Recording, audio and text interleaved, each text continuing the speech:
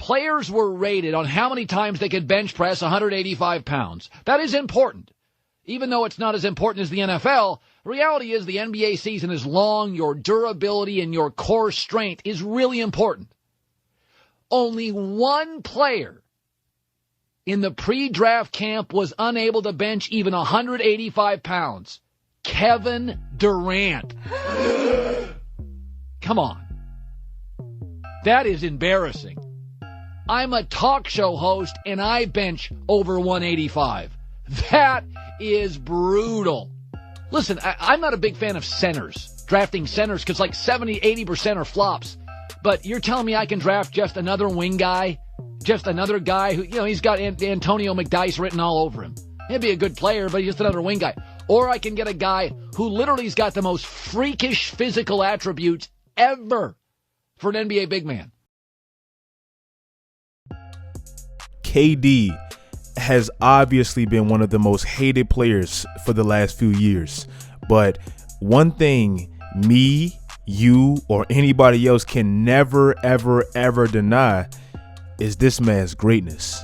As you heard one of my favorite guests on this channel, Colin Cowherd, some people were very skeptical of how a skinny, lanky player like KD would actually translate to the grind of an NBA season year after year after year.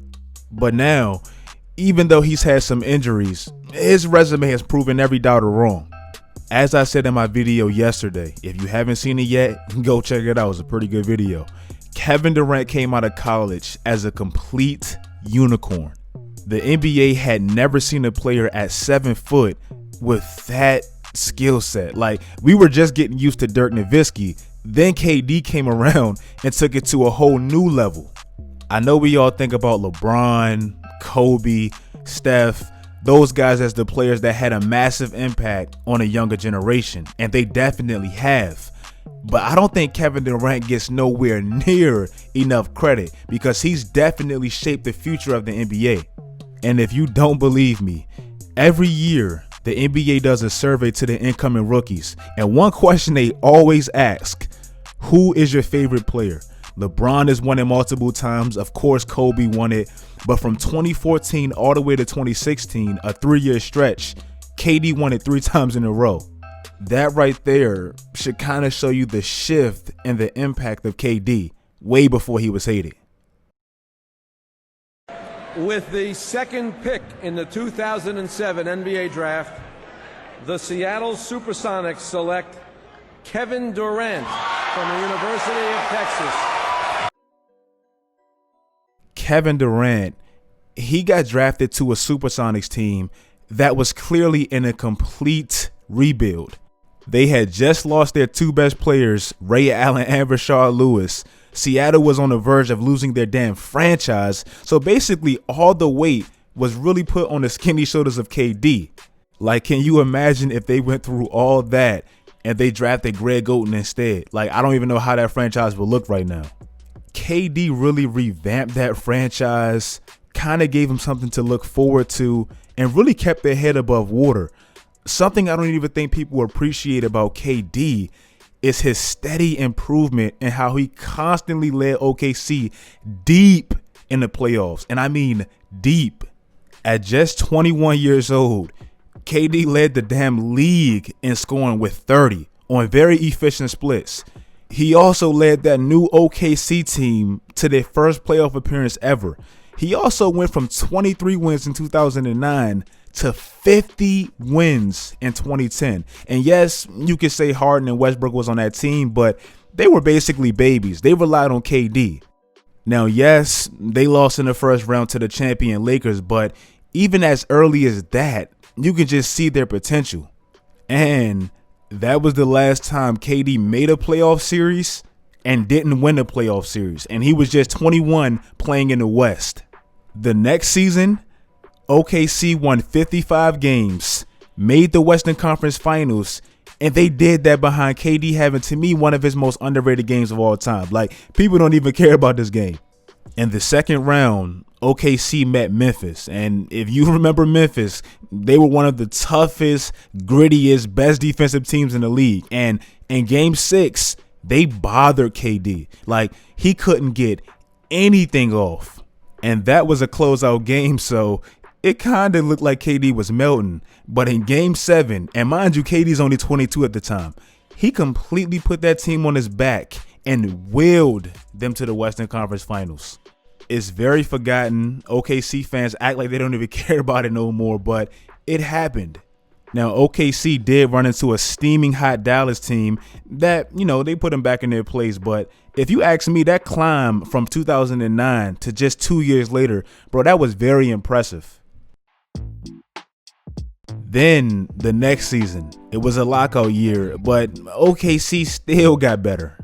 If they actually played all 82 games, they were on pace to win 58 games. They made the Western Conference Finals. They fell down 0-2 to the Spurs, and they beat them 4 straight times. Obviously, he didn't do it by himself, but these were the type of teams that he led, and it's like once he left OKC, his OKC legacy got completely burned. This is why, Kendrick Perkins saying Russ is the best Thunder of all time. Like, this is why that was so disrespectful. I love Russ, but Russ couldn't even win a series once KD left. Like, he barely can win a game. He won 4 playoff games in 3 years, and he had stars. So I love Russ, but this is just the facts. Then when KD got to the finals, he specifically really didn't play bad. I mean, he didn't. Harden completely disappeared, and I don't think KD was mentally tough enough or really even mature enough at just 22 to completely take over a game in the finals. I know y'all gonna kill me in the comments for this, so I'm gonna make a disclaimer. I am not bashing LeBron. Obviously, the situations were completely different. KD had way more help, but look at KD's first finals at 22 and look at LeBron's first finals at 22. Like, you can't say KD melted at all. Now, fast forward into the following season, as we all know, OKC lost James Harden. And to be honest, they really didn't even miss a beat. When people romanticize about Harden, Russ, KD, oh my God, I can't believe they were on the same team. How did OKC mess that up? They're thinking about the individual primes of those 3 players, not even understanding that those 3 together wouldn't be who they were individually. Like, that's just basketball. Harden, if you actually watch how he plays, he needed his own team to be the Harden that we know now. And without Harden on OKC, OKC still climbed and won 60 games. And Harden's replacement really wasn't that bad. Like, Kevin Martin was the perfect fit off the bench. To me, they still had a chance at the finals. Their season just got ruined by this guy. You see the side swipe by Beverly. Right on the right knee of Westbrook. Once Russ went out, I think it was just like a mental blow, and KD just couldn't do it by himself. So they did lose to Memphis. Now, what's crazy to me, if you look at it closely, after Harden left, Russ and KD only had 2 more playoff runs together. Like, only 2. James Harden left in 2012, and as I just told you, in 2013, Russ got hurt in the first round. In 2015, KD had a Jones fracture. So really, 2014 and 2016, those were the only 2 seasons they had left. I truly think if they had more time, they could have easily made another finals and possibly won one. Like, look at how close they were. After KD lost that first playoff series in 2010, he made at least a Western Conference Finals every single season. In the West, he made at least a Western Conference Finals. Besides that one year they lost Russ, but I don't really count that. That's domination in the West. Carmelo, Chris Paul, it's a lot of players that couldn't even get out the first round. One of the most underrated wins of KD's legacy, and obviously this was KD and Russ, so I'm just saying KD was leading the team. In 2016, in the second round, OKC met the Spurs. I don't even think people understand how good San Antonio was that year. San Antonio kind of got blurred out and kind of got ignored because Golden State had 73 wins. But San Antonio only had 6 less wins, and they went 40-1 at home. Literally broke a record. They went 40-1. People don't even understand how great they actually were. OKC met that team, and I definitely thought they were going to lose, but they stole 2 games at home, more than they lost all year, and they beat them in 6. That doesn't even get talked about because they blew a 3-1 lead to Golden State. Andre Iguodala said it, and with my 2 eyes, bro, I believe it. OKC looked like the best team that year. They just collapsed. Then KD went to Golden State. And trust me, I hated the move too. It pissed me off. I hated it. It was bad for basketball. I get that. But as good as Golden State actually was, they really proved to really not have a closer. I love Stephen Curry, but at 6'3", he showed he can get maintained. KD took that role and ran with it. I know LeBron fans hate to hear it, but bro, in the playoffs his first year, look at his stats for the first 3 rounds and look at his stats in the finals. Bro completely elevated his game. Love him, hate him, despise him.